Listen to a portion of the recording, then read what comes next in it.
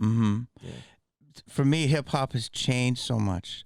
Do you realize this, that it was very rare to have anyone, first of all, that was white back when I was coming up. Yeah. I mean, it was Ad Rock. Mm. It was Third Base, Search. Yeah. It was, Oof. it was, Live at the Barbecue, MC Search, classic. oh, Dude. dude. Nas. Anyway, but yeah. Bars.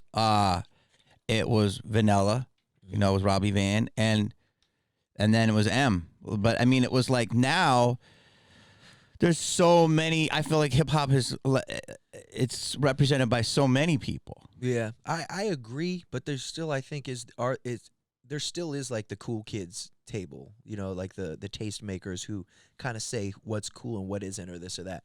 But fuck them, like I used to want to be accepted. Who's at that table?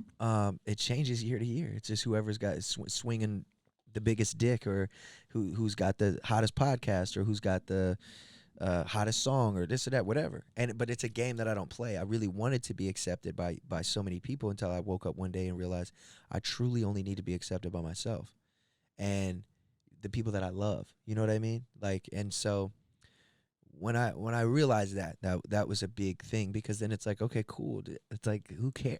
I know it sounds like, well, duh, but having had really struggled with my identity. Well, not really my identity. I never struggled with my identity. Other people struggled with my identity. I think the fact that I'm so comfortable in my skin as a mixed race person who raps and I'm funny and I did that, all this other shit, like I'm comfortable, I think that makes other people uncomfortable. Mm-hmm. I think how comfortable I am with myself, it really pisses people off or makes them angry or this or that. But way more than that, people love it and people support it, and I think it's a breath of fresh air for a lot of people. Yeah, dude. I mean, mean, I'll talk about whatever. Yeah. You like I said, the little bit I know you, I think you're just a creative entity and you're known for music, but there's a lot more things you're going to do and that you do that people haven't seen yet. And it's coming. And then I also realized too, because man, when I was like 28, it's like, bro, I released the #1 New York Times best-selling book. I released like 3 fucking albums. Got all Wu-Tang Clan on one song called Wu-Tang Forever. That's out. It's already been out. I did like so much stuff. Went to the Grammys, got nominated, won an MTV award, like did all these things. And then I was like, and I want to act, and I'm writing scripts and da-da-da. And the thing about film is that shit takes a while, because it's not like one guy who can sit in a room and make an album. Like, this is deep. This is a village of people. And when I realized that, I slowed down with it, and because I was working like I had 6 months to live.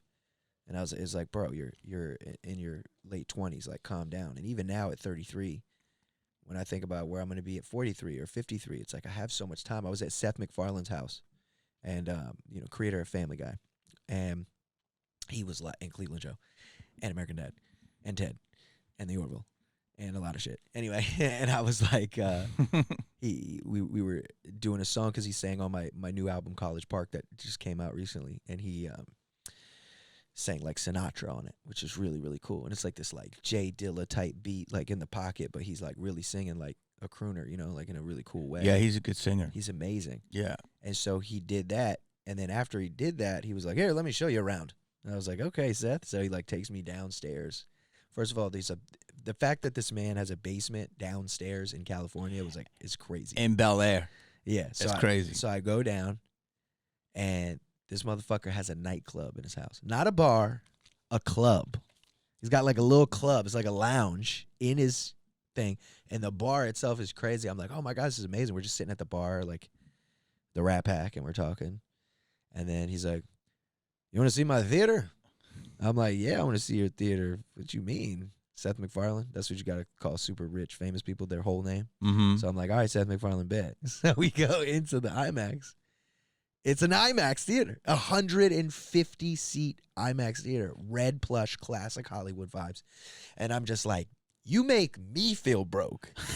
And he goes, you're young. Yeah. And it's like that right there. He's like, you're young. He's like, you got a lot to do. That's so funny. I know. So then I was like, okay, cool. Bro, let me tell you, if it's the same house, I've been there, but I've never been to the theater. So you're in, dog.